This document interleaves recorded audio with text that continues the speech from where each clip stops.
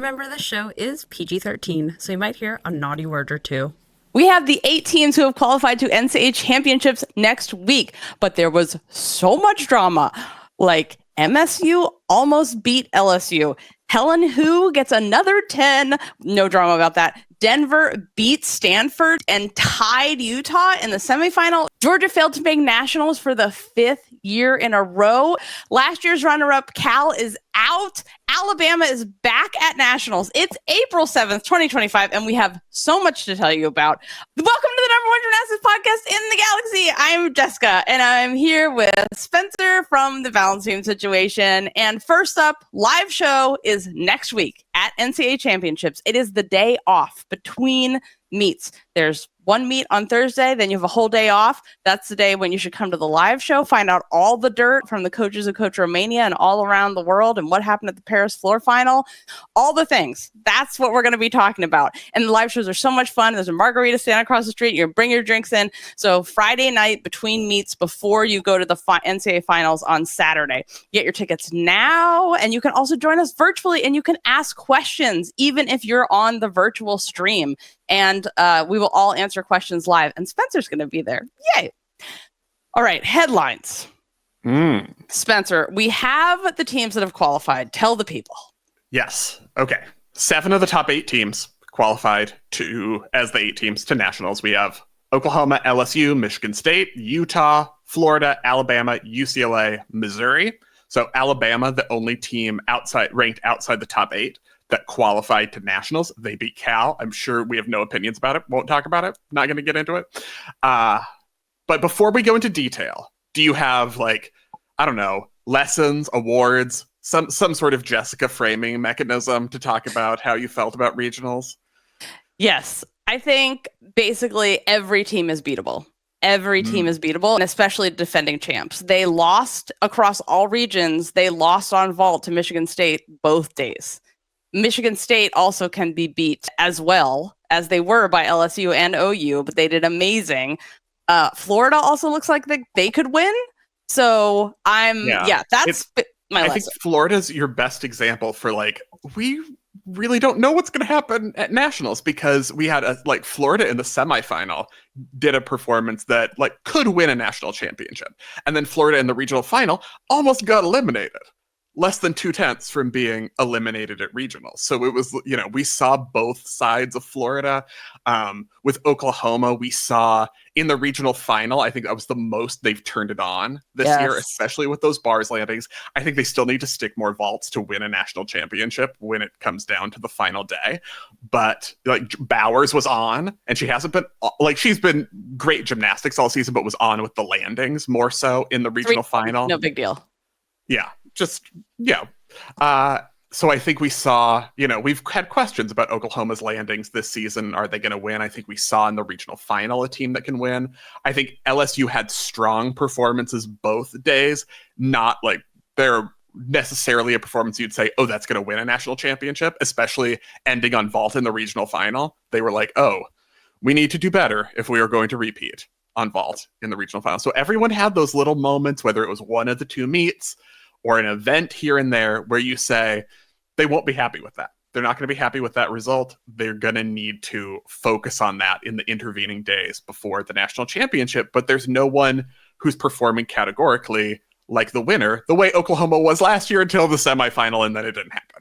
Yeah, that's the thing. I felt like last year we're OU's totally going to do it. And this year I'm for me, it's between 4 teams if they believe in themselves.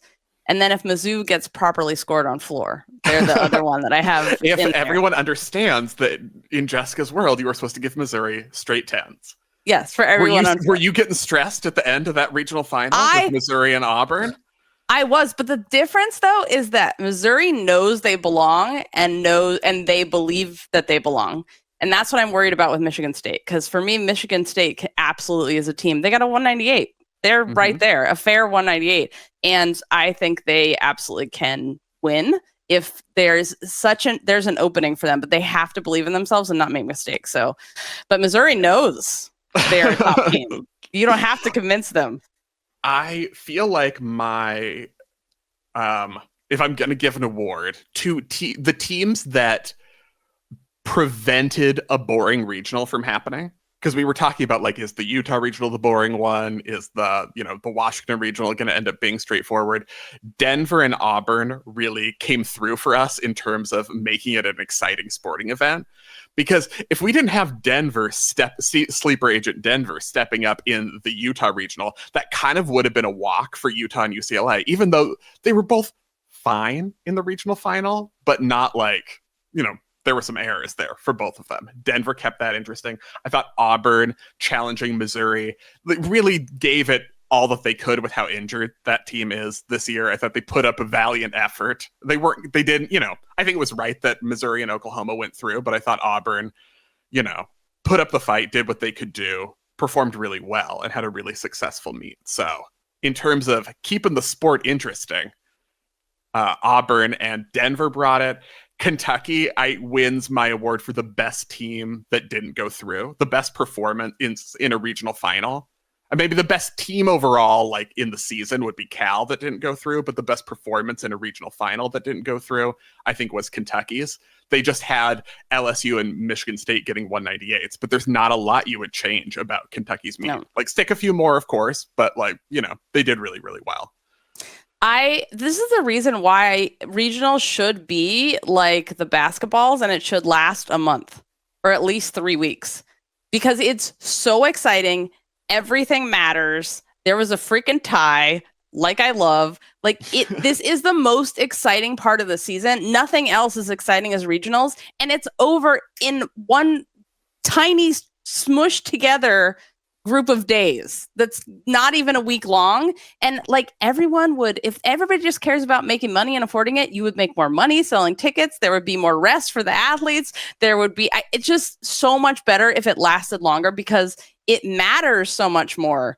And that's what I want to happen. It's too short. But the most important lesson that we learned from this, Spencer, this weekend is the NCAA will do TV ads to prevent harassment of athletes for gambling harassment, but not for stalkers, gymnasts not being able to go to class because they get harassed so much, sexual and racist harassment, both in person and online of athletes.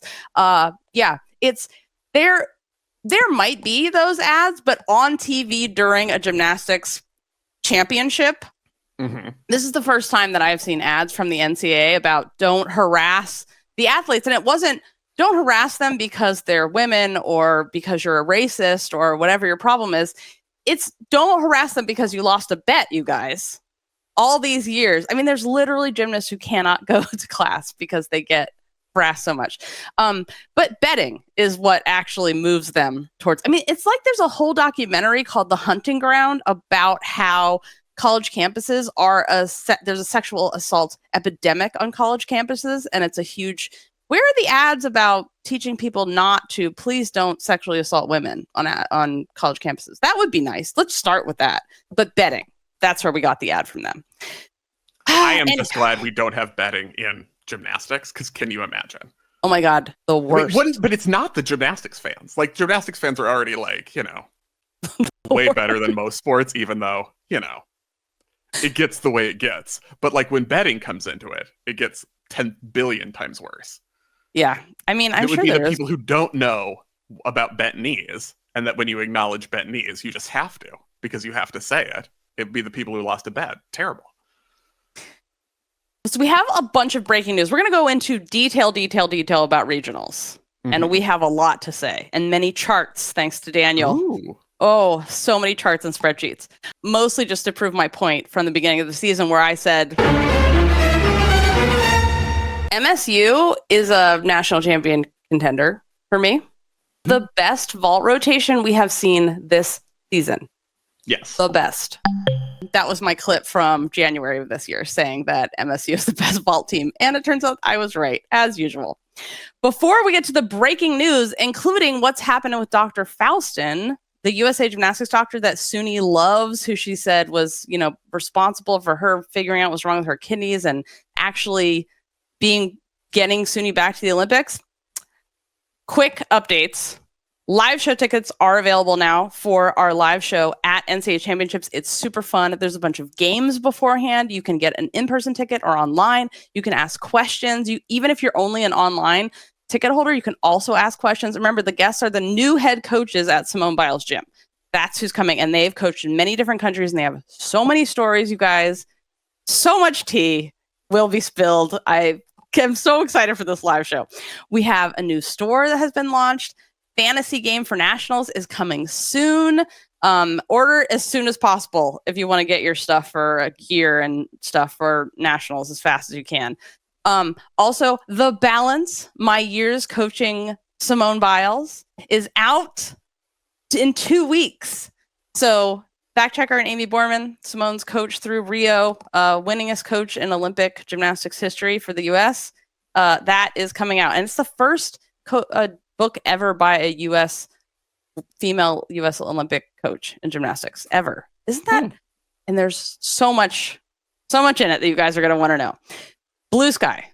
If you like Twitter, but you don't want to support the Nazi saluting oligarch, Blue Sky is available. We're there, and there's a little starter pack, so you can just follow gymnastics people. And be sure to check out the forum because people selling tickets, looking for carpools, meetup, hanging out at nationals. But remember that the live show, you can meet everybody. It's very fun. Okay, let's get to the breaking news. Number one, USA Gymnastics confirmed to me this morning that they had ended their contract with the hospital system that has Dr. Faustin. So Dr. Faustin is gone, no longer with USA Gymnastics, which to me is shocking, Spencer. Mm-hmm. They made such a big deal of her being hired. The athletes seem to have had such positive experience with her. Suni talked about her so much and how if it wasn't for her, she wouldn't be where she was. She helped figure out what was really going on with her kidney situation. Suni, at her first comeback meet, ran to Dr. Faustin first in tears and hugged her. I'm shocked by this. Yeah, I would be interested to know. I mean, it sounds like logistical with the hospital and the contracts and things. So I would be interested to know what the circumstances were for that, or if they're, interested in being like, but also we still want you here or not. I don't know. Yeah, that's the thing. I asked for comment, and it was, we can confirm that we don't have this contract anymore. Mm-hmm. And she's the only person affected. So that's just really, really surprising to me that happened. The other info is that the House settlement hearing, it was today, or it might still be going on. So this is the antitrust smushed together lawsuit that's settling all the athletes that are owed money from NIL that's going back to 2016. So Livvy Dunne is speaking at this hearing. It's happening in Oakland today. And the judge said that she's not doing a bench ruling, so we'll have to wait for her to make her decision. But it's been really interesting hearing the arguments. And some from the judge have been, if we do that, what about, if we do this right now, all these schools, all these athletes have been promised scholarships. And now you're going to do a scholarship limit. And then what happens to the people that are incoming and suddenly they don't have a scholarship? So I've liked hearing the arguments that the judge is making, because this is a many $billion-dollar settlement that will owe athletes back pay. And then going forward, have rules about distribution, and the proposal is for more caps on how many people you can have on a team, which we talked about on College and Cocktails this past weekend. Okay. Other thing happening. This is the biggest news of the week. I can't believe this came out. So there's an article in Le Temps which talks about the FIG Secretary General making homophobic remarks in a meeting with everyone present, probably including the president. So at the spring 2024, the commission responsible for the gender equity within International Gymnastics Federation, they met to discuss the absence of male athletes at the professional level in rhythmic gymnastics. Mhm. And then the Secretary General spoke, looked angry, and allegedly, although this was in front of the entire commission, and he said, quote, "We can't have men strutting in leotards and rhinestones. I don't want gym to be seen as a gay sport." Can you imagine well, I couldn't imagine a worse thing than being seen as gay. There's nothing worse. Oh, my shame. God. I mean, Nazis, gay. It's right there. It's exactly the same. My God. The worst thing you could ever possibly do. Murder. A silence fell over the assembly, the Laton article says. We, quote, "We were all so shocked that we didn't say anything in the moment." These are the two things that's shocking. The homophobia from the Secretary General, not surprising. Not at all surprising. Have you met the FIG executive board? You were going to say, have you met the culture? The culture, yeah. Not everyone, but there are some very old school white dudes in those positions. And the first time I got a hint of this is after the elections earlier this year. People were very shocked that the Secretary General kept his job because there were so many complaints about him. And the fact that this information has leaked and that people went to the press and talked about this after these elections, first of all, the FIG doesn't leak. This doesn't happen. You don't hear things like this, never make it to the press. So this to me means that people are so angry that they want him out. And since it didn't work internally, they are going outside the system, which is what you do, right? You make your complaints, you go to HR, you talk about things, and then if no one listens, then you have to use the power. So if you are so inclined, you might want to write an email to the FIG or talk more about this. I know that this sort of went under the radar because it happened right as regionals are starting, but this is really bad. And it is, I am telling you, this is not the only person at the FIG high up level who thinks this way. So if you're against homophobia and think that people making decisions should be ashamed to say things like this out loud and should not hold positions if they're giant homophobes, then maybe let your feelings be known. Because it's so fucked up. Speaking of fucked up. Okay, we have a whole section on it? Yes. Yeah. Two more fucked up. Well, I don't know about this one. So Rewriting Russian Gymnastics translated a VK release that came out from the Russian Federation. And Russia has decided to withdraw their rhythmic and artistic athletes who received the neutral athlete status from competitions. So on Friday, we were talking about how, maybe Connor McLean will go to Worlds this year and she could place in the all-around. And we were also talking about how Melnikova is back from Russia because she has neutral athlete status, meaning that she did not publicly support the war in any way against Ukraine. Got through whatever screening system they decided to put in place. Right. And there is so you have to apply, then you get screened, they look at your social media, your statements. If you support the war in Ukraine, against Ukraine, then you can't compete. So she got neutral status approved, and then her federation has now withdrawn her. So this is, Russia did say in this translation from Rewriting Russian Gymnastics that they hope that they can reach an agreement with the FIG at the meeting in May, but that's not going to happen. So this is major news. What do you think about this? I don't know what I think about it, because it seemed so... The decision in the first place to allow certain Russian athletes to have neutral status seemed kind of like a U-turn or arbitrary, or what was the standard between athletes who weren't and athletes who were. So I don't know. I felt like I was confused by the process to begin with, is basically my general sentiment. I think the problem with it came to some people were lumped in. I don't know. It's important to take a stand about something, and the FIGD did, but I can see Russia's going to be Russia, and they're just going to be like, no, unless we can compete for ourselves. That's it. The other thing that's happening is the allegations in Mexico. There is a giant sexual abuse allegation situation happening in Mexican gymnastics, goes to the very top of a past head coach, and we'll link to the story about that. But many gymnasts have come out on Instagram specifically and talked about this.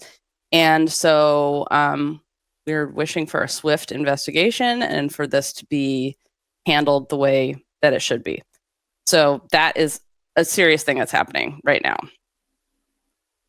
Which might be very good then that Laurent is there and coaching off and on. He's not a head coach of Mexico or anything, but he's, been invited. I'm like, okay, you have someone who's been through this, has multiple athletes who were survivors, and knows all the red flags. So it might be good to have someone in that position. One more bad news thing. Okay. You remember Hallie Gaspar? Yeah. Boise State, and she's a gymnast at Boise State and Oregon State, and we just loved watching her. So she passed away from basically her heart stopped after childbirth. So she had her baby, and a minute or two later, she died. And it's so incredibly sad. And there is been a lot of support for her husband. They met in college. She's a nurse. It's just incredibly sad. So that happened. There is a GoFundMe. If you look her up, you'll find that. And her last name now is Okula. And if you want to contribute, we will put a link to it. Did you know that she became like a nurse influencer person? Like she's a nurse, and she had all this stuff to help new RNs with just starting. And I just love that. That's so cool. So I love that her legacy will live on, not in her beautiful gymnastics that we can still go back and watch videos of, but also this legacy she left of like, don't worry, nurses, you're going to get through it. Here's how to handle these situations. And that's a really nice way to think about her. Injuries from this past weekend. Yeah. So many. So mid-regional competition, we had Frankie Price of Arkansas and Chloe Negretti of NC State both get injured on floor. Before the competition, Chenga Bachkai at Georgia, Hungarian gymnast, formerly at Nebraska, was injured, so she was out for Georgia. We also elite and NCAA injury, Kalia Lincoln had shoulder surgery, which is why you were watching. You were like, let me tune into LSU. Oh, Kalia Lincoln isn't competing, therefore gymnastics is canceled. That is the correct opinion. So she has surgery on her shoulder, and Shilese had another surgery. So she had her ACL repair 10 months ago. Was that when the 10 months ago were trials? 9 months ago? But this, I will say that ACL... Or 100 years ago? 100 years ago. That's what it feels like, yeah. Yeah. It's not surprising seeing another surgery, because anyone who's... Raise your hand if you've had ACL surgery and then you had to go get a cleanup. Yep, everyone's had that. Like if you have an ACL surgery and you don't need a cleanup, you need to be studied, because this is super common. Once you've had it, you're going to need cleanups. Gymnasts are suing a football coach. He's been indicted. So 17 women have filed lawsuits against Michigan ex-football coach Matt Weiss. Unnamed gymnasts are also part of the lawsuit, and one is also a Nassar survivor. Weiss was indicted in March on 24 counts, including 14 counts of unauthorized access to computers and 10 counts of aggravated identity theft. If convicted, he faces up to 5 years on each computer charge, with 2 years on each identity theft charge. He allegedly gained access to the databases of student athletes of more than 100 colleges and universities, all of which was maintained by a third-party company Weiss is accused of downloading personal information and medical data of more than 150,000 athletes and using that information to obtain access to social media, email, and cloud storage of more than 3,000 athletes, and download personal, intimate digital photographs and videos that were never intended to share beyond intimate partners. That is via the Detroit News. People are horrible. Good news. Ireland is getting anti-racism training. Remember that, like, there was a medal ceremony thing, and there was like an Irish gymnast who's black, she was skipped over in the medals, and so now they've implemented this training, which is great. Great to hear. I would like USA Gymnastics to have mandatory anti-racism training. I would like them to have many cultural trainings that are needed that are missed. There's not enough meetings, as far as I'm concerned. They need as many meetings as the college coaches get. Yeah. Spencer, will you tell me what's going on with Kovtun versus the Ukraine? I mean, can anyone explain what is happening? But Ilya Kovtun, who has changed nationalities, and now the president of the Ukraine Olympic Committee is saying that there might be consequences for switching nationalities, basically. Which, my feeling is an athlete can do what they want. Yeah. If you choose to change nationalities, you can choose to change nationalities. Yeah. I do wonder if Ukraine is one of the countries that's like, oh, you won medals, so we have pensions and that kind of stuff, and there's a threat to those things. Italian Federation has fired their rhythmic coach of 29 years, Emanuela Macarani, and she is going to stand trial over her alleged mistreatment of gymnasts. This is via Reuters. The prosecutors opened an investigation after two gymnasts, Anna Basta and Nina Coronidi, accused her in 2022 of psychological abuse when she coached them, both under 18 at the time. They were told to weigh themselves before teammates, and coaching staff insulted the athletes if they appeared overweight. The fact that this can go to trial is massive. There's also a trial like this with a tennis coach and his two kids in the Netherlands, I think. Do you know how many coaches have done this in the US and would all be, and the entire country of Russia, the whole rhythmic program would be out. Like, this is amazing. This is huge progress. Macarani has denied all wrongdoing. So this is important. Like, you got to have your day in court. Like, we don't, for instance, it's illegal to just throw people in jail without due process. Or deport people who are here legally and just throw them in jail in another country without due process. We're not supposed to do that. So it's very important that people have their day in court. Okay, the good stuff. We have assignments because there was national team camp. It was a selection camp this past weekend. Who's going where? All right, Yesala, we have Dulcie Kaler, Tatum Dresch, Zoe Malomo, Claire Pease, Simone Rose, Ashley Sullivan, Osijek World Cup, Jayla Hang, Varna World Cup, Nola Matthews. I think the positive news here is, like, look how many World Cups the U.S. are sending women to this year. They went to Turkey, they're going to Osijek, they're going to Varna. It's almost like this is a sport with, like, a season and competitions and not just, like, a world championship. So that's very exciting to me. It's really also, like, investing in these gymnasts and giving them so much experience. And also Jayla Hang hitting that full on beam was very exciting to see. And this is the first time we'll see Zoe out there.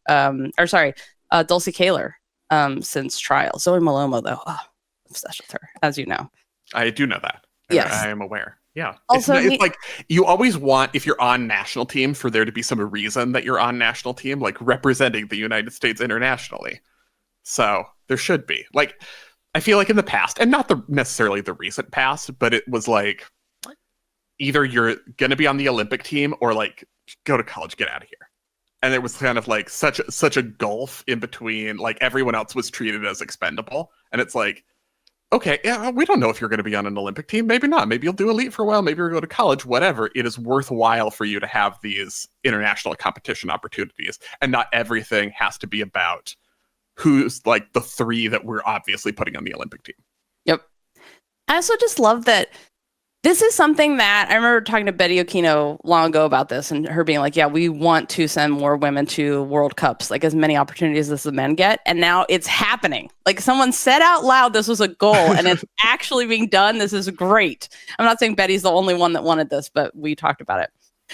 Also, Nina Durwell, bars Olympic champion from Tokyo, is engaged. Yes. So many best wishes to you, Nina, and whoever you're marrying. Okay, let's discuss regionals. Okay, reminder. So your NCAA Championship qualifying teams by qualifying score is ranked in qualifying score. Because you'll see people like say now, this is what I don't like. People say like number 11 ranked, team is going against number 3 ranked. And I'm like, well, that was the ranking before regionals. Now you're re-ranked yourself because that counted and those mattered. And it was winning and losing. So, okay, so I'm re-ranking. Do you feel like they should just be ranked based on regionals now? Yes. The regional score? Or should the season be taken into account? No, it should not be, especially for seeding. Because honestly, if you think that judging is fair, then you have to stand by this is a new ranking. Why would the season count? It's the same judging everywhere, right? All the judges pass the same test, right? Even if it's the 3rd time they're taking their test and they fail it, they don't have to retake it. They can just do volunteer time. That's real, you guys. I'm not making that up. Obviously, it's all fair and we stand behind it, right? That's why all these teams are refusing to upload their routines to the scoreboard to get reviewed. Everything's fine, right? So I have re-ranked them for everyone by the correct ranking. Jessica has re-ranked them, and the ranking is Oklahoma, then LSU, then Michigan State, then Utah, then Florida, then Alabama, then UCLA, then Missouri. Yes.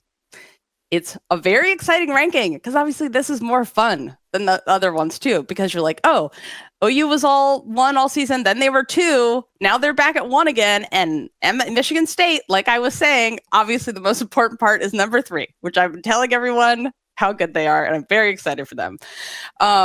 Okay, so let's talk about individual qualifiers as we go through, or should we list them really quick? No, let's just list them really quick. Let's talk through them because we had some really interesting ones. There are always some surprises in the individual qualifiers because they're decided on the semifinals and you never really know. So we had some expected ones, some big surprises. I would say, like, my big shout-out surprise is Mary McDonough of Washington qualifying for the all-around as competing as an individual without a team at regionals, not just at, not just qualifying as an individual, which is rare. It happens, every so often. We see people competing as an individual and then qualifying to nationals as an individual, but it's rare to do that at the home regional that Washington didn't qualify for. I think it was a big, I don't want to say consolation prize because it's more than a consolation prize for Mary McDonough. You made a big accomplishment, but it is it's something for Washington to hold on to because they would have been so disappointed not to qualify to their home regional as a team. And she does beautiful gymnastics and makes us happy. So, so for me personally, with my eyeballs, yes, Denver's the best beam team in the country. Whoa. Okay. They're the best beam team. The fact they didn't qualify anyone on beam is so heartbreaking for me. And maybe the scoreboard should assess judging, and there should be someone in charge of all the judges, like there is for all the other NCAA sports. And who's your? We're talking about best teams not to qualify. Kentucky for me wins the award for the Righteous Indignation Award for best performance that didn't qualify. So who are your Righteous Indignation Awards for individual qualification? Denver, because but Denver's not a person. Denver is a school and a city. For individuals, yes. Person. For me, it's Elizabeth Denver. She was amazing. She does a back handspring named after Claudette Beck Handspring, the famous French gymnast from the 40s. Oh my God, I'm blanking on her name right now. Bella Mabanta? Is that where Bella you want to go? Mabanta, That's where I was going to go. I was like, it sounds like a snake and that can kill you. Mabanta. Like a mamba. Mamba. Yeah. Mabanta. Yes. Okay. Thank you for speaking, Jessica. Hats off to everyone who her played at home. leap positions could kill you with how good they are if you want to like go there. Well, her gymnastics is just so beautiful, but the whole Denver beam rotation, I'm just like fanning myself, like, oh, it's so beautiful. But they didn't come through on the final day, so it's fair. But Mabanta not making those vaults, that was the killer. If they had landed those vaults, they would the way they had in the semifinal. But those last 3 short vaults, I think, really sealed it. Because they also ranked really high on vault. They were actually on the. If we count, so this is talking about the rankings. This is looking at across all regionals. So all 5 days of regionals, everybody competed at least twice. Denver was ranked 3rd with on round 2 with a 49.5. Yeah, so the way they vaulted in the semifinal, if that had been repeated in the final, oh boy. Yeah, that's tying LSU, by the way. That's how good they are in vault. They're amazing. So I'm super happy for Sophia Diaz from Michigan because it's been just a sad come down from Michigan being national champions to not qualifying. So I'm happy that she made it. She has a good vault. Rosie Casali from Denver made it. Kayla Forbes from North Carolina. Yeah. Amplitude. Let's talk about distance and dynamics and amplitude. Right. If you do a great vault, but you're landing like 2 feet from the table, you can't be given huge scores for that. Like you need to be if you're landing with only a quarter of the mat left, this is my measuring scale. Okay. Yeah. Even if it's a great front vault, like you need to be landing in the Simone, Michigan State, Jordan Bowers territory of the mat to show that you have the power. So it's amplitude plus speed, power. Put it at the Speaking of Michigan State, though, do you think distance is why Sage Kellerman didn't get a 10 when she stepped? Yes. Because that was my main. I was like, the chest position is so good for a handspring pike half. But I'm like, I think it's just distance. Yep. That is the thing. Because that vault can be done with more power. And how could you she does it perfectly. But there are other people who can do that vault that would land with only 3 feet of the mat left. And that's just an easy way to look at the distance thing. So, yeah. Addie Wall from Georgia. You should have to have, everyone before the meet starts should have to lay down on the vault landing mat, head level with the end of the table, and then their feet, and you have a distance marker. And then if you have to land your vault farther than your body height, double back on the mat. Double might be a lot. Not if you're Simone Biles. Not if you're Andrade. People traveling over 10 feet. What do you want? Excellence, or do you want some basic nonsense? I'm sorry. I want excellence. You're the one that said a 10. You're the one that said a 10 should be not just no deductions. It should be. Yeah, I wasn't talking about for a 10. I was saying we're talking distance. About. Yeah. Okay. Yes. I agree with that. At minimum. I personally want Sage Kellerman in that vault to get a 10, but I also understand that it's almost like there should be a code of points and a range so that you can reward her virtuosity without it feeling like you are knocking her vault or have a problem with it by not giving a 10, heaven forbid. Sticking front vaults like that is so hard. So hard. Ignore Andrade and Simone because they're freaks, and Sky Blakely and everyone else that does it. It's so hard.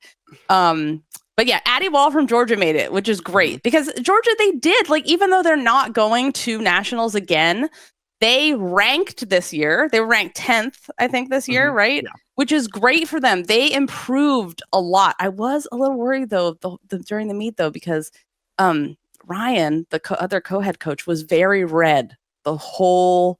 After the first event, he was very red. And I was like, calm down. Powder yourself. Don't let them see that you're stressed. Powder yourself. Powder yourself. Oh my God. Imagine if you said that about a female gymnast. You would be in so much trouble. Female gymnasts can show all their emotions. As a coach, you have to pretend you're calm at all time. But it's so hard for white people because they turn so bright pink. This is the only problem. So white people, powder yourself, please. Act like you're on a British TV show where they literally just powder people white like they're in the Victorian era on the British TV shows? Either people are orange or way too white on those shows. Anyway, I'm just saying PBS, picture makeup department. But I'm happy for Addie. Speaking of the orange reminds me of a good behind the scenes story I have to tell. You know. Okay. Teaser. Oh, well, I can tell you right now. For this week. It's a teaser. Behind the scenes, regular time this week on Friday at noon. I'll tell it right now because otherwise I'm going to forget. You can cut it out if you want to. When I was in high school, our local weatherman was a parent at my school. So his kids went to school with us. And he is notoriously like, what have you done in the fake tanning department? And like our English teacher, who was from Scotland, was teaching a class. This weatherman walks by the classroom and he just goes, he stops, he pauses for like a solid 10 seconds. And he's just like, an orange man has walked by the classroom. I will never stop thinking about that. Was this English teacher your favorite teacher? He drove me crazy, but okay. You know. But that seems like your kind of guy. Mm-hmm. That's the kind of thing that I would do. So, yeah. So this is the thing, like Georgia improved. We're happy for them. The shocking thing that happened was Kara Aker falling on her beam mount again. I mean, you were shocked the first time, so I can't imagine what happened to you the second time. Yeah, I literally screamed so loud, Coop heard outside. Fact checker heard me outside scream because I was like, that's never going to happen again. I literally said that'll never happen again. And the other thing is she didn't need that mount. It's your fault. So it's your fault. It is my fault. I take full responsibility. So Bars. Question. Yes. Do you think the whole thing with the removing the springboard got in her head about that mount? Oh. Yeah, because they got that alleged springboard deduction for not removing the springboard. You got to then worry about the springboard getting removed. And the person whose assignment with that was right in there. And I was like, sometimes the springboard gets in your head. Too fast. You had to give more time. Yeah. That's a good point. I didn't think of that. No. Bars. I'm very happy with our bars qualifiers. Maddie Jones of Arkansas, Riley Mandel of Denver, Maddie Williams of Cal, Olivia Greaves of Auburn. Those are really beautiful routines. I think they should all be at nationals. I'm happy with that. Beam, Isabella Magnelli, obviously. Brindley Anderson. Talk about our surprises for individual qualifiers. That's a big one that I would not have picked. Maya Lazan of Cal, obviously. Gabby McLaughlin of Auburn, obviously. Yep. Flora Kreslin Bros from Kentucky, who does the most. Yeah. She is always our example of, you want to understand what the FIG rules mean about involvement of all body parts. Mm-hmm. All the body parts, her ears, at the same time, her toes, everything is moving. Maya Hooten of Minnesota qualified on floor, and she's rotating with Mizzou, which is the perfect combination, you guys. The vibe-o-meter with those all together will be very high. It will be very high. Maya Luzon of Cal, another one, obviously. If Maya Luzon or Maddie Williams isn't qualify everywhere, then that's a problem, but we have both of them. So Lily Smith of Georgia qualified on floor. And then, so for all around, Arkansas did not qualify as a team, but Josh Robertson qualified for all around. So that's great. Madison Ulrich from Denver, another Denver qualifier. They have 3. Jade Carey from Oregon State qualified. Double Olympic champion is going to be there, obviously, again. And Mary McDonough, who we talked about from Washington, from UW. It's a fun group. It's a mixture of like beautiful routines that you're like, obviously you have to be at nationals, and some surprises. So, it's always treated as an afterthought. Like I couldn't even find for regionals who was rotating with which teams, like on the NCAA website. No. Like they didn't even have it. And I'm like, I get that it's like all about the team, but like a little bit less of an afterthought for the individuals would be nice. But it's a fun group.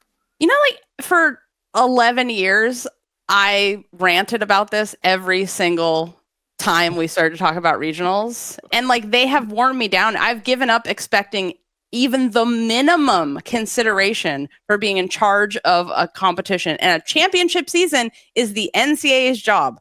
I have given up on my expectations for them. Do you think we'll see a difference in the way they treat the individuals because Jade is an individual qualifier? I mean, we haven't before.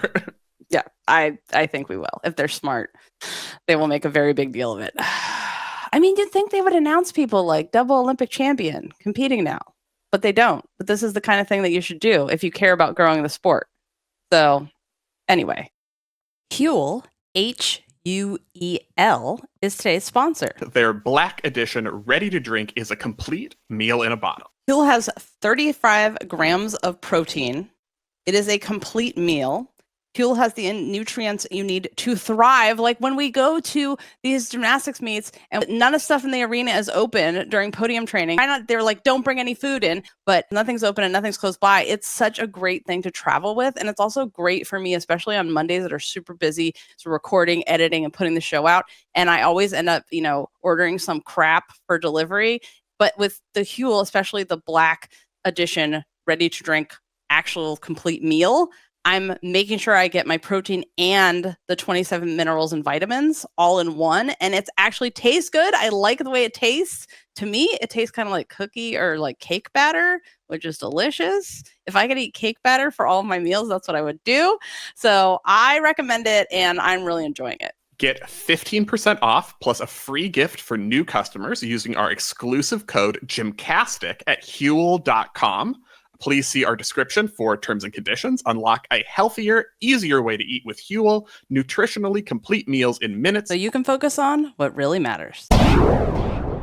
Club Gym Nerd. Get discounts and first dibs on live show tickets and extra podcasts every week. Athlete dossiers, code guides, commission your own segments of the show. It also makes a great gift. Check it out at gymcastic.com at the Join the Club tab. We're going to talk about the specifics of each regional. We cannot talk about the specifics without starting with a very excellent comparison that someone put together. We are watching Elle Mueller and Hannah Horton vault. And the problem with these two vaults is that they're very nice vaults. One has more bent knees, and hip angle than the other. Hannah Horton's is the better vault. But one takes a step, like a 2-foot step, a large step. One is stuck. One judge gave these two vaults the same score. There's 4 judges on each event at regionals. One judge gave them both a 9-9. That's not possible. That means for Elle's vault, you ignored everything in the air and only took a deduction for that step. Mm-hmm. That's an impossible score. So going on that theme of the need for oversight of judging is minimum Hannah Horton's vault, because I think best routine that didn't get a 10 at regionals is maybe that's where I'm going with that one, because we saw a lot of 10s. I think there were 10 10s of varying shapes and sizes and degrees. But maybe that vault is the one where I was like, yeah, because I feel like if you compare that to Gabby Stevens' 10, I feel like, yeah, they're kind of on par. Yeah. I just want to emphasize again that this is, if you're a GymCastic listener, you know this. We are not talking about the athletes. This has nothing to do with the athletes. They're doing their best, and we are so happy to watch them. We're talking about the judging, and we're talking about the problem as the judging as a whole is that there is not enough oversight, and there is not any people. There's literally no metric used to choose the judges for these meets. It's who does the assigner know, the reputation, do you feel like they do a good job? It's all feelings based, not data based. And the feelings might be, I judge with them, they don't know what they're doing, so I'm not assigning them. But there's no data used. If that's shocking to you, it should be. Other sports in the NCAA have a commissioner of the referees. Gymnastics does not. And that is the point of gathering the data and the point of having the scoreboard, which is a bunch of judges who oversee the scoring and rejudge routines. And that is why we need it. So anyway, we're not talking about the athletes, we're talking about the judging. Specifically the judge that gave those vaults on the same score, which they're clearly very different. So is there anything else? I talked about what I learned with my eyes, which were that I already knew MSU was the best vault team, and that was backed up by the data. And then Denver's the best beam team, but they didn't make it. Utah, I might put in that category too. But let me see who the best beam team. The best bars team was Oklahoma and then Michigan State. followed by Florida. The best beam team, Oklahoma, LSU, Florida, Denver. LSU ranked 5th there. And then the best floor team by regional rankings. Again, this is all the teams, including the play-in teams, and this is both days of that they competed, is number 1, Oklahoma, 2, Utah, 3 is Oklahoma again. And then that 4 sounds like a Jessica medal stand. This is all the scores. Like a team can tie with themselves. Yeah, like Michigan. They were the 1st and 2nd place on vault over both days. And then Alabama in 4th, then Utah, then LSU and Florida following. So this is why we're saying everyone can be beaten in this. It is a very packed field. But what did you learn with your eyeballs that the scores didn't tell you?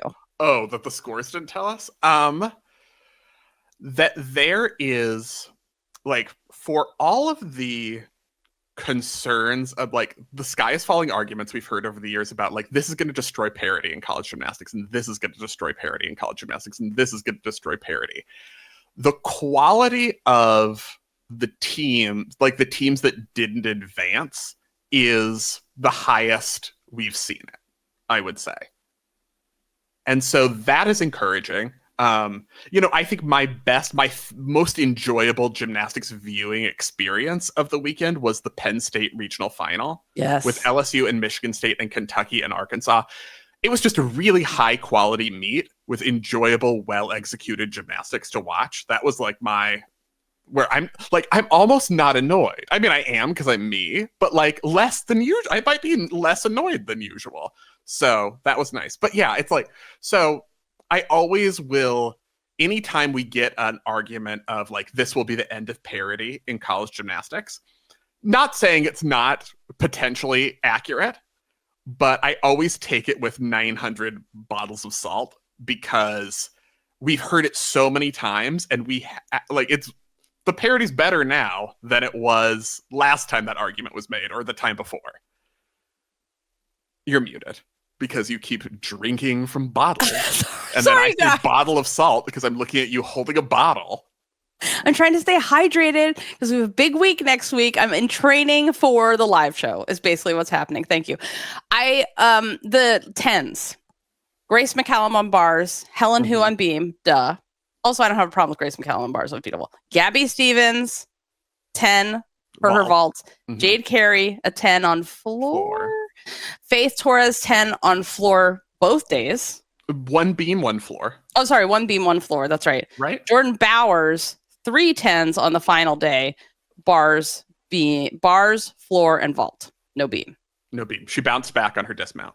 Yeah. And I feel like if she had stuck it, we might have been talking about a 40 and we might have led with a 40. But very rare for 3 10s in one meet. Not unprecedented. Haley Bryant did it a couple of years ago. And also missed the 10 on beam. And Kyla Ross, we were on 40 watch for her for many years. Maggie Nichols 40 watch. Mohini has the second highest all-around score in NCAA history because she got 3 10s and a 9.975. So she's just behind the Litchi 40. But so it's happened. It's rare. Yeah. And I felt like bars was the one for Bowers. If you're ranking her 10s, I thought bars was the strongest one. Yeah. And that rotation was just like, we talk about Oklahoma and how they improved on the second day. Landings, but also a couple people really dialed it in. Bowers did. Addison Feta, after the semifinal, when she had that error on bars and she kind of had to add the extra, do a cast full, and then somehow got an impossible score because she finished that cast full beyond horizontal, but it was saving a mistake.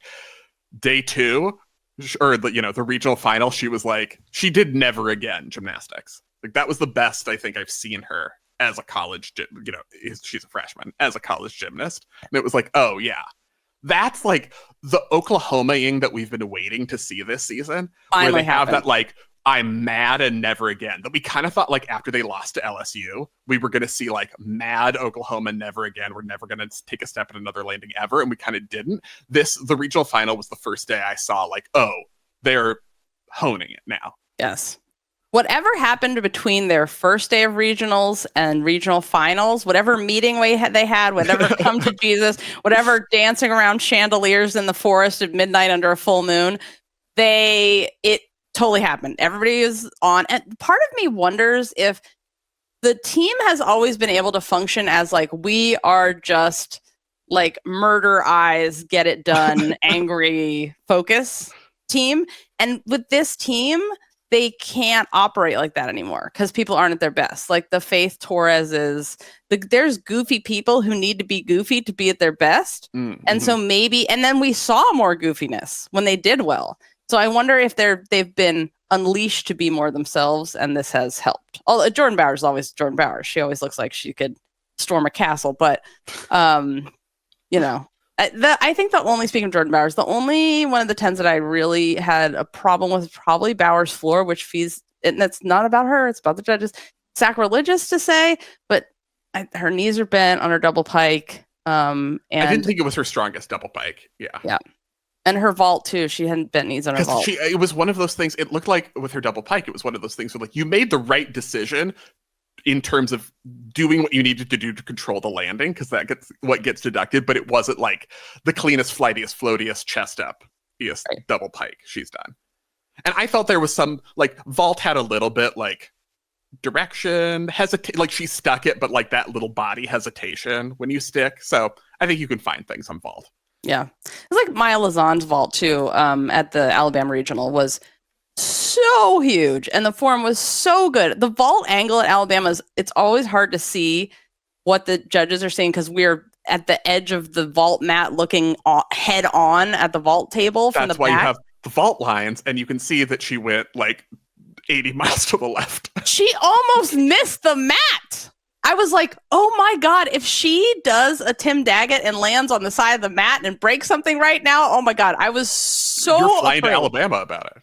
Oh, I was so upset about it. But I was like, yeah, that ball is beautiful, but you literally almost missed the mat. Like you were as close as you could be without breaking an ankle for being on the side of the mat. But let's talk about a little bit more about the Penn State Regional. So I want to start with the play-in meet or the flip-off meet, which is 2 enter, 1 survives. Maryland won round 1 against West Virginia. Mm-hmm.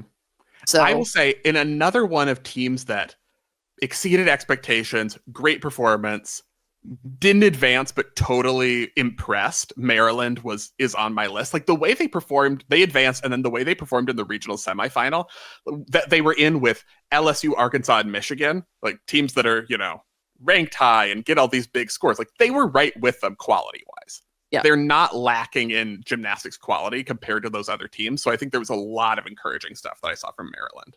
And the gay agenda won, which is all we ever want in a gymnastics meet.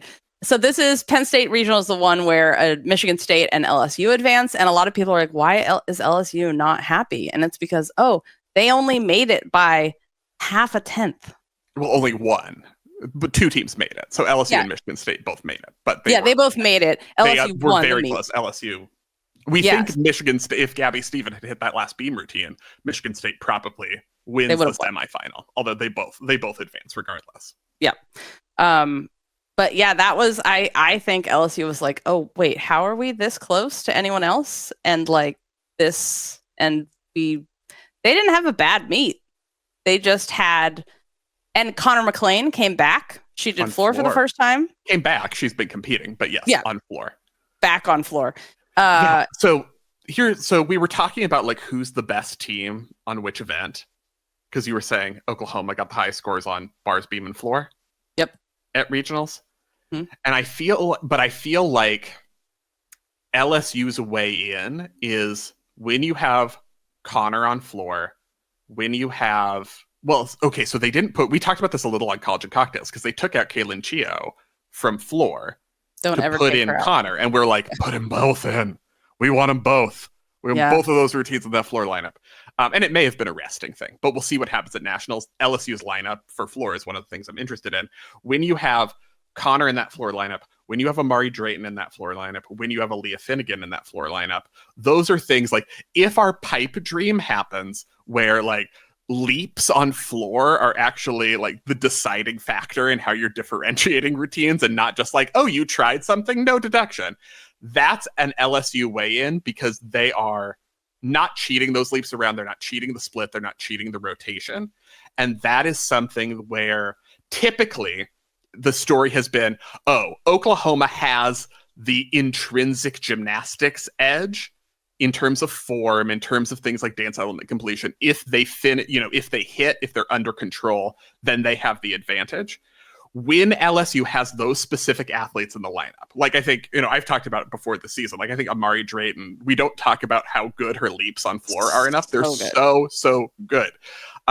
When they have those gymnasts in the lineup, and Chio also, part of that conversation, there's not that, oh, but once we get down to it, 6 judges, we're being more discerning about leaps, LSU might be behind Oklahoma.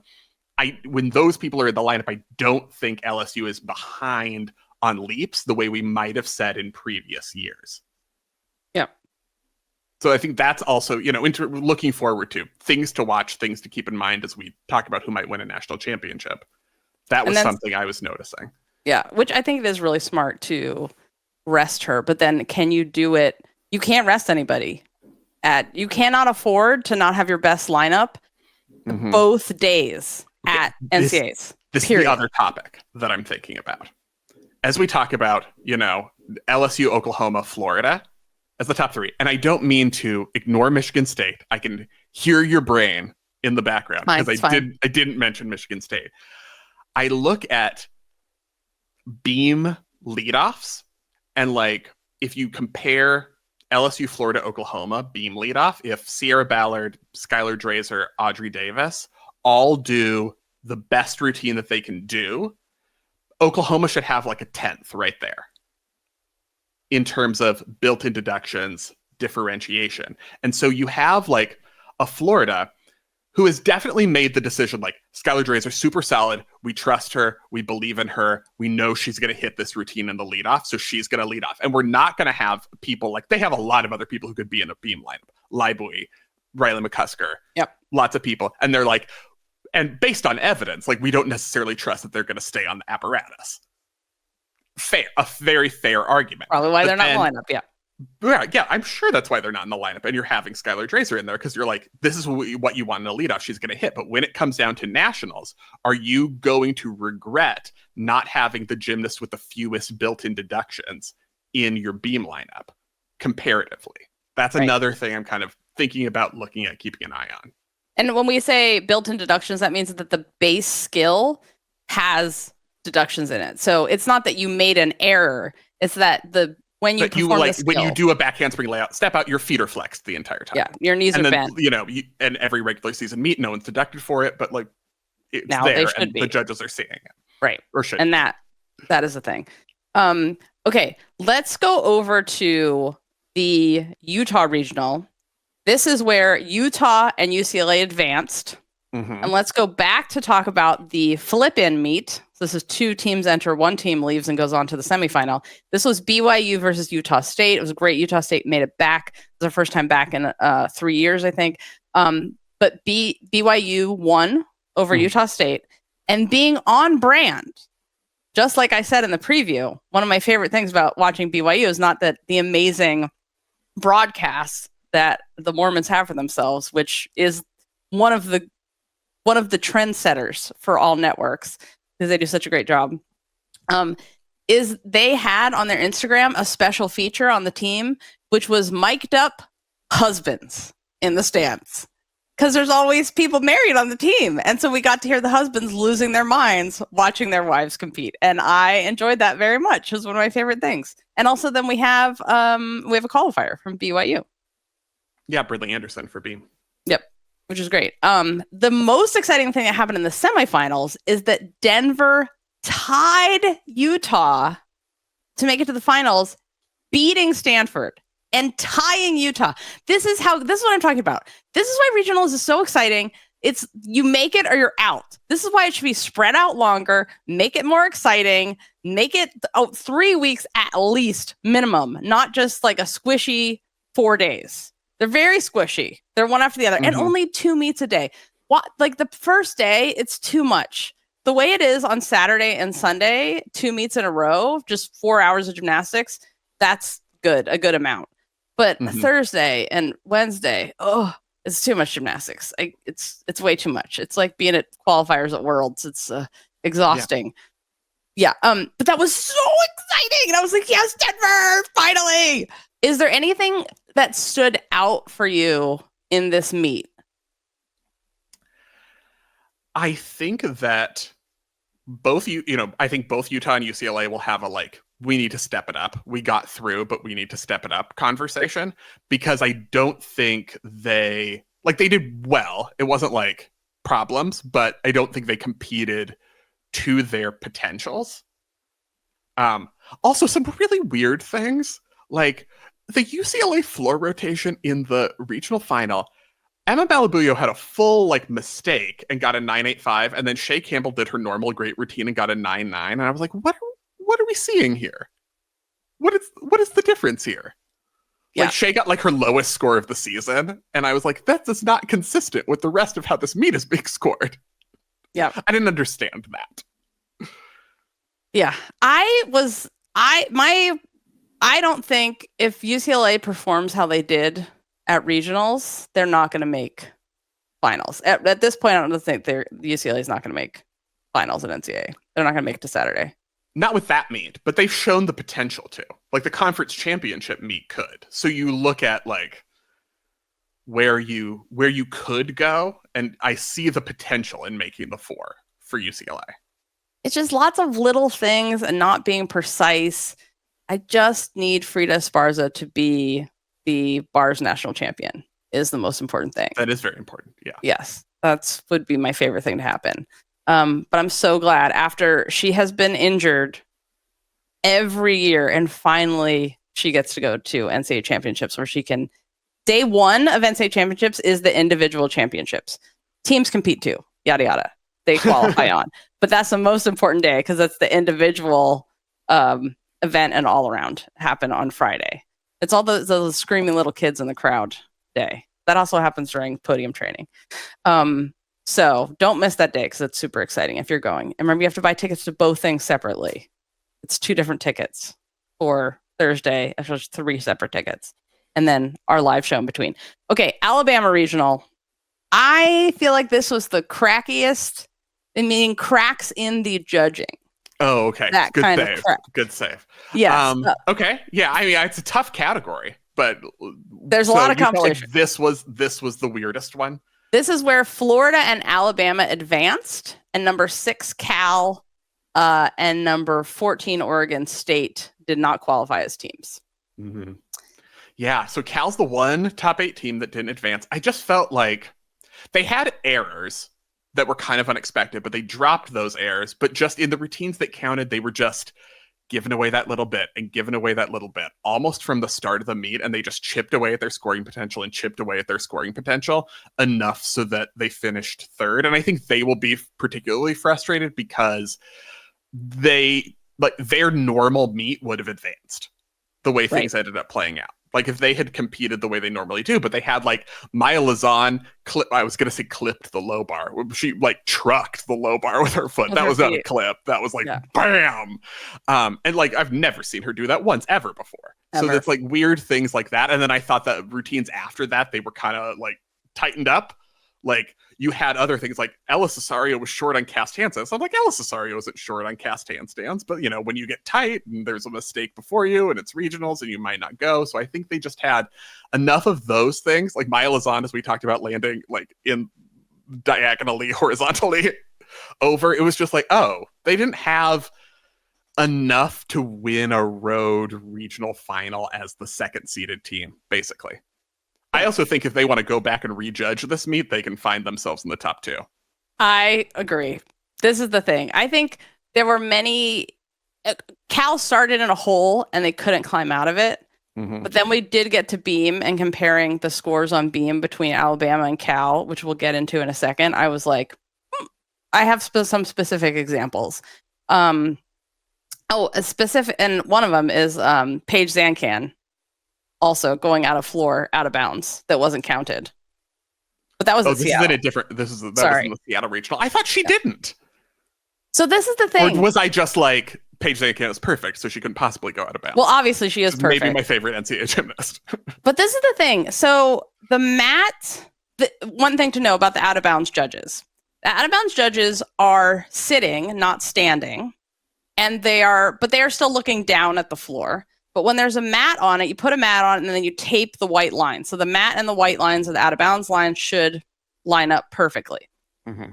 When, from the camera angle, when her foot depressed the mat, it looked like her pinky side of her foot was out. Mm. But you couldn't see for sure. And neither judge called it. But the camera angle was in the middle, closer to where closer than the judges were. And just you couldn't see her foot out, but by the math of foot anatomy, it would have been out. To be? Yeah. Yes. And that would have made a big difference. And again, this is in the Seattle regional that we're going back to now. But we did have a listener who was there and said it was very obvious that she was out, and it was clear that she was out of bounds. But that would have been a what's your out of bounds solution? Do it all via video. Oh wait. Oops. Laser. We know that video doesn't work. Well, the thing is, you could have cameras. You'd have to have a camera. You'd have to have two things. A laser that tells the difference between crossing the plane and putting something down on the floor out of bounds. Mm-hmm. But the hard thing about that is you have to have a laser that measures, the floor moves. It is not static like a tennis floor. Mm-hmm. Tennis court. Tennis floor, called. That's what it's called. Yes. Yeah. So you would have to have a laser that can tell the difference between landing and going up and down, and you'd have to have LiDAR do it, and it'd have to measure, which they can do. So LiDAR it's a camera that is not videoing, it is taking a shape and putting it in a place. So it'd have to be, is there a shape that then broke this plane? Did you throw a rhombus out of bounds? That's what it's doing? Yes. Okay, got it. Yeah, cameras plus AI together is what we need. But I mean, we've had it wouldn't pick up, for example, someone doing a double pike and landing on the actual floor of the arena, not the gymnastics floor, which has happened. It almost happened at this meet, but that's literally happened at a gymnastics meet before. Went so hard, you landed on the basketball court on the wood. So, but that's what you have human eye judges for. To be like, I see you have landed on the floor. Please come back to the exercise. I will raise my flag. Oh, my dear, you appear to have landed in the swimming pool. That is not what you were supposed to do, but we still love you. Here's a 985. One thing I want to talk more about this was the Alabama regional, where Florida and Alabama advanced.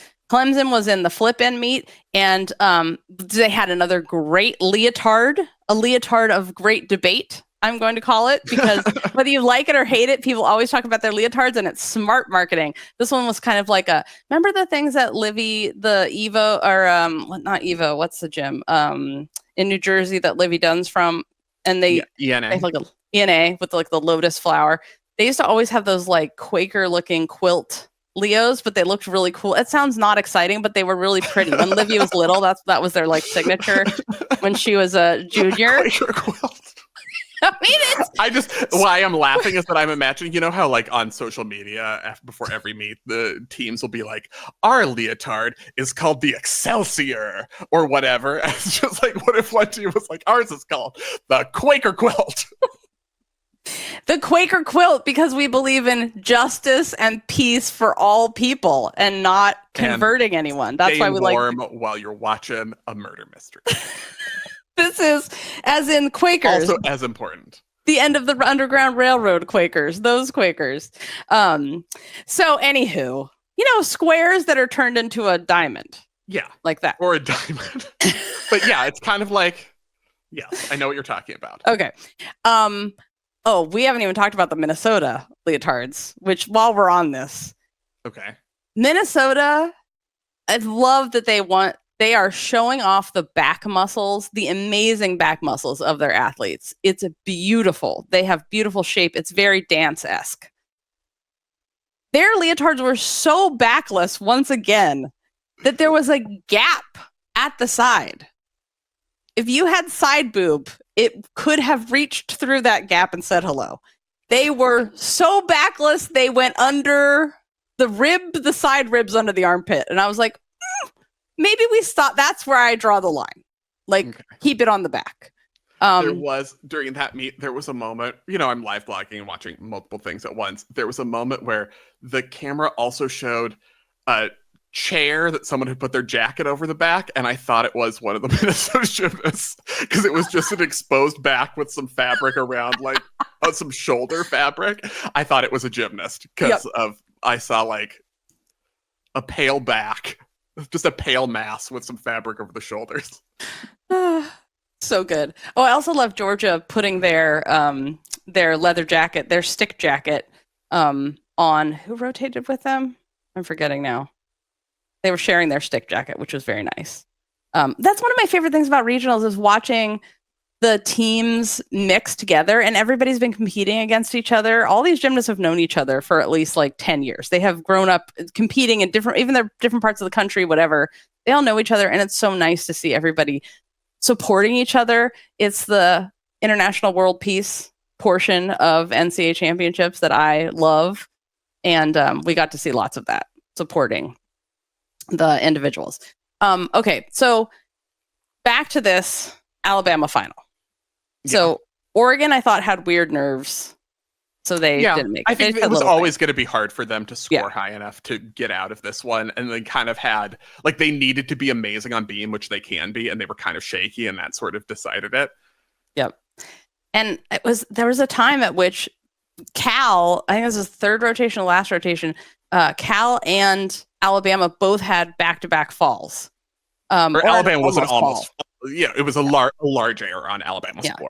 Yeah. And I feel like Cal hasn't had a fall in 2 years, I think. And then they didn't have to count a fall. They didn't count a fall. They haven't counted a fall in a really long time. Yeah. But yeah.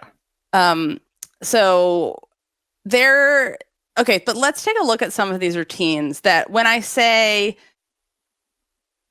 this meet gave us pause, and for me especially, there's vault and beam scores that I was like, I want to take a look at Maddie Williams' beam routine, just a little bit of this routine, and talk about her score, because it seemed much lower than it normally is, and normally her routine is absolutely perfect, and this was another routine that was absolutely perfect. I'm wondering here what you saw that might not have gotten credit or might have gotten a deduction. I mean, she got a 10-0 start. I was surprised by this one because the things that we look for in differentiating the top beamers from very good beamers are things like when you do an aerial walkover, a front aerial, is your leg actually like extended or do you have a knee bend? Because so many people have a knee bend, but some people like Maddie Williams do it with the leg form that you're supposed to have in the code of points.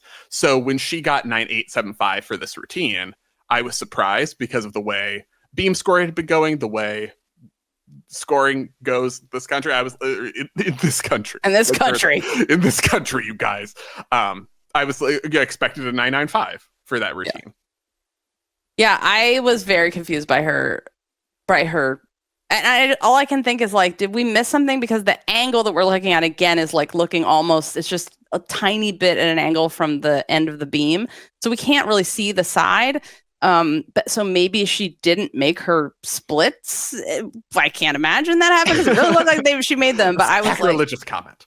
Yeah, I mean, her legs are straight, her toes are pointed. She hits her connections. She had absolutely no wobbles. Everything was fluid, and she rises on her dismount too. And I was like, she's stuck without moving. That's one that I had questions on. Again, this is about the judging and not her personally. I'm just going to keep. Florida, I want to talk about vault. And because Florida, despite I'm wearing a bikini under my leotard, they're in the top 3 with MSU and LSU, or top 4, sorry. But let's look at wins vault. Yeah, there were a couple things for Florida on vault. So this vault scored 9.85, and I felt like we had a short landing, a step back, an additional step, and some knees in the air. So that was one where I'm like, okay, 9.85. I don't see 9.85. What would you have given it? Okay. Short landing. It used to have to be a 10th. It's like an 05 for short landing, but I'd say like 05 short usually. Then a 10th for a step. Second step is another 10th, and then a half 10th for knees. So I would have 9.7. Yeah, I would have given it more like a 9.6 because I would have 9.65 because I would have taken for the bent knees, hips in the air, and then also your short landing. You have to take a deduction for short. Then you have a step. That's another deduction. And I would have taken a bigger. It was very short. It wasn't a little short. I mean, so I have you'd be on your butt. A 10th for short. Yeah. Because there is you took a step back, but this is like, if you don't take that step, you are falling over shortness. So, yeah. And I felt like that was minimum. Not unique to her, this vault in this meet or this regional. It was it was consistently throughout all of the regionals. We saw so many Yurchenko 1.5s landed short, step back, bent knees, scoring 9.85. Yep. And that's too high for that vault because you're not rewarding the people who have the dynamics to fully complete the vault. Yep. And again, this is the judging.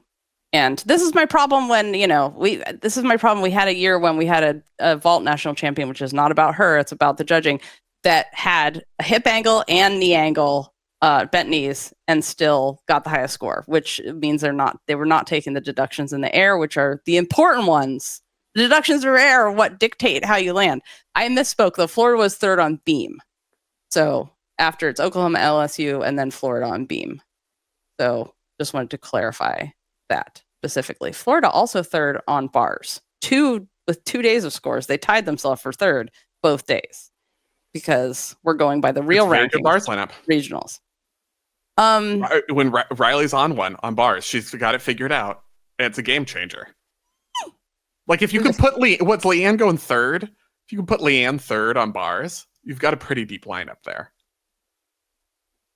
The other routine that I want to discuss from this meet is, and especially compared to the Maddie Williams beam, I want to look at Shania Adams' beam because she got a 9.925. And so again, this is about the judging.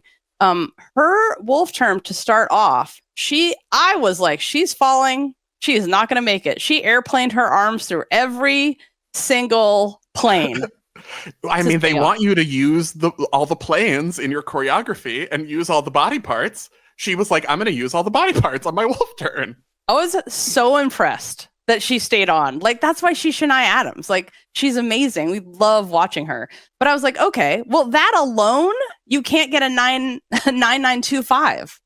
With that has to be a 10th minimum for that. In Jessica World. I think the issue, our issue with the scoring in this regional is that basically that we're viewing it like the way we think things should be judged, where like Maddie Williams automatically gets a 50 and wins every meet because of her form.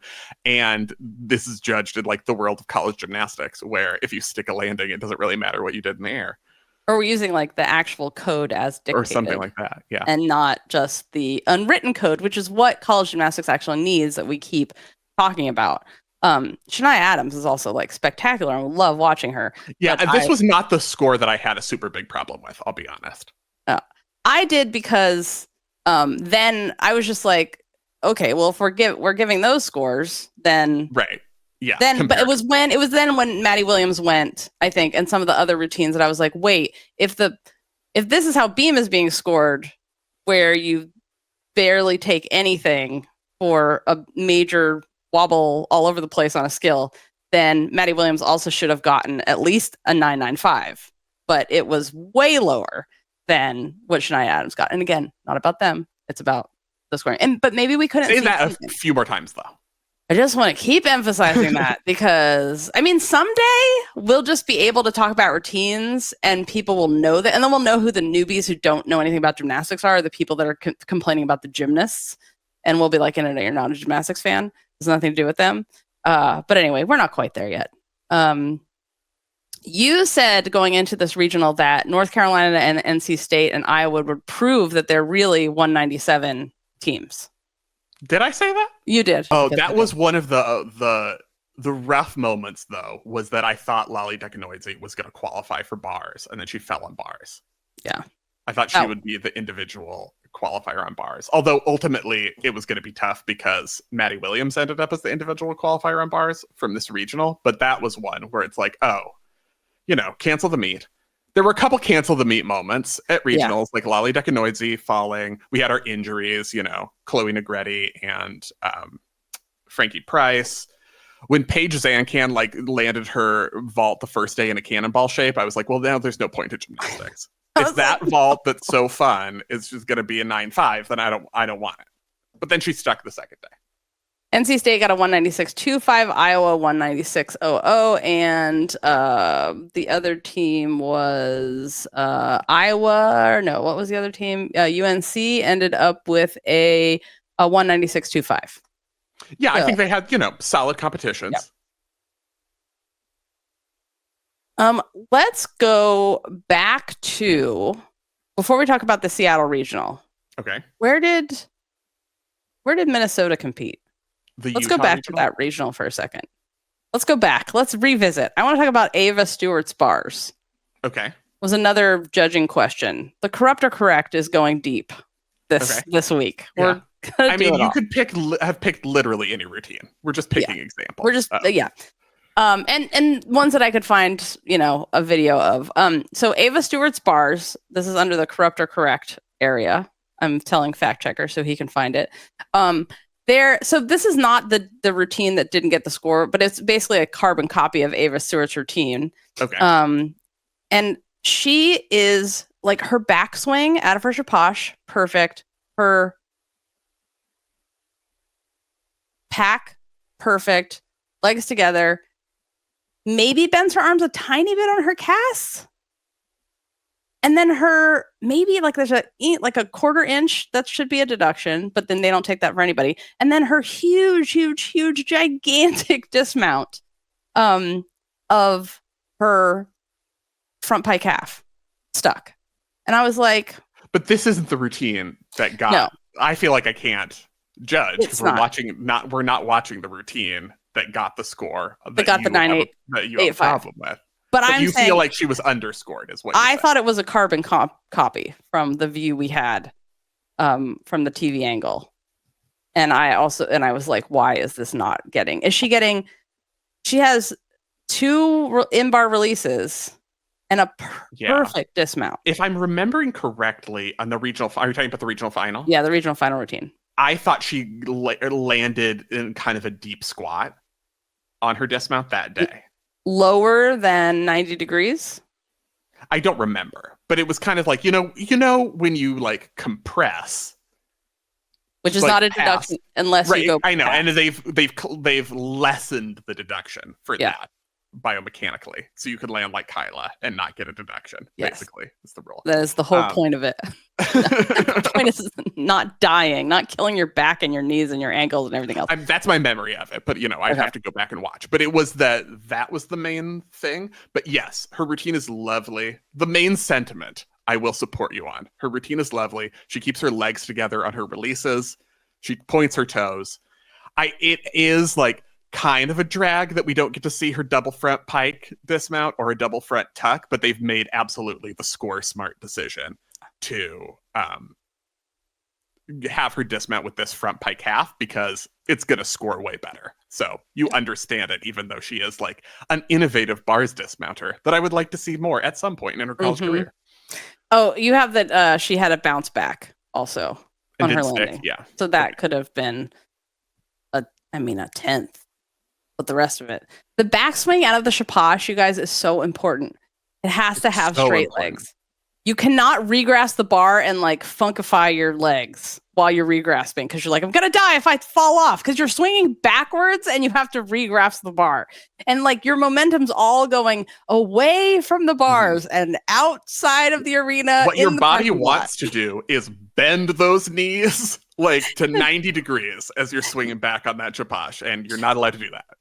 And pray for your life, because as someone who has not out of a chapash, but just flown backwards, where I'm regrasp the bar, and then whoosh, next thing you know, you're sitting on the edge of the pit, falling forward onto your face. It's hard to stay composed and try to keep your form together when you're doing that. Okay, Seattle Regional. Missouri and Oklahoma advanced. Not a surprise. No. We thought that was going to happen. I think, the only surprise, and it's not even really a surprise, but it was a pleasant surprise, was how close Auburn made it in the regional final. That was really nice. They've been so injured that it's kind of like, it was either going to be, for Auburn, it was going to be like galvanizing, let's do this. The people who can still walk, we're going to unite and come together and hit an amazing meet, which is what happened, or they were just going to completely go to pieces. So it was nice that it was the first one, but it felt like those were the only two options for Auburn at this point.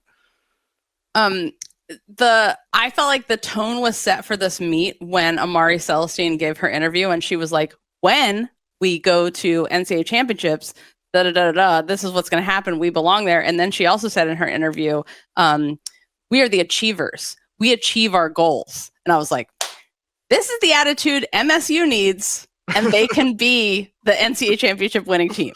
Just be like Amari Celestine. Can Amari Celestine give interview lesson, like a seminar to college gymnasts on like, this is what we want to see in an interview? She is one of the people I most want to see do TV analysis, because she has things to say. She has opinions. She has things to say. She can speak from the experience of like, when I say I will hit this, I mean I will hit this. That is what is going to happen. Illinois versus UC Davis was the flip-in meet to enter one leaves. Illinois, you were not happy with their scores. I wasn't? No, you weren't. Vault, I think, specifically. I have no memory of that whatsoever. Yeah. Well, these things happen. Okay. Yeah, I wasn't happy. Well, then I wasn't happy. It was a long weekend. It's okay. Yeah. But the Chocho didn't make it. So that's a real bummer. She's such a beautiful gymnast, and we love watching her. And as you predicted, Georgia did lose in the semifinal to an unseeded team. Yeah, I mean, do we need to go in deeper on that? We talked about it a little bit on College and Cocktails. Yeah, we can talk. Couple falls and the Lily Smith start value, because you teased that you had some thoughts on the Lily Smith no accuracy series start value debacle. Yes. So let's watch the, one of Lily Smith does a front aerial to wobble, leg up, adjust feet, back tuck. Okay. Now, you need these two to be connected and together because they are a bonus that you get by connecting two skills. As long as you keep moving and don't adjust your feet at all, you get the connection. But not only did she adjust her feet, she also had to bring a leg up off the side of the beam, which is really apparent from that angle. We have the opposite angle, right? On our, it was still obvious. Oh yeah. I'm saying yes. I'm saying it was a broken connection. I'm saying, but that angle, you're like, oh, it's a. The other angle, I felt like you could see that she adjusted her foot, which is you don't get the acro series if you adjust your foot, and this one you're like, oh, that's a full wobble. Yeah, the deduction's the same, but it's just, Yeah. My problem with this is, first of all, Lily Smith is amazing because she did not stop moving. This is the thing. You can't stop moving. So even though she had to adjust and almost fell off, she had to wobble, put herself back on, and went for it. That's what you want to see. She absolutely did the right thing. It was an incredible save. But it's not a connection. You need that for your start value. My problem was that when the start values first came up, the judges had wildly varying start values, and they should have all been the same because it was so obvious that she didn't get the connection. That was the one that I completely lost my mind about. And also, people were wondering about the Cammie Winger Utah beam start value because there was a judges conference and a loss of start value there. And then I had missed it. And then we were talking about it in College and Cocktails and I got way more confused. So don't worry about that. Ignore that conversation. But the issue that people were trying to tell me was that in adjusting her acro series, she did back handspring, layout, step out, back handspring. She also at the end of her routine does back handspring, gainer, fall. So then she had a third back handspring step out in the routine. Right. And what I'm saying is when you do a third back handspring, she does it to connect into her dismount. So she has no connection bonus into her dismount because it counts as not doing a skill. Yeah, because that third back handspring. And normally she does, her series is back handspring, layout, step out, layout, step out. So it's not a problem. But this time she adjusted to back handspring, layout, step out, back handspring. Yeah. Another one that was ultimately. Yeah, which is the good thing. Like when the judges, that's the thing. You catch it, you convert, you talk about it. Now you get together, you see someone made a mistake and it's fixed. It's also the advantage of having 4 judges instead of just 2. Also, we thought that Emma Spence and Chloe Cho would make it maybe in the all around, and like Emma Spence.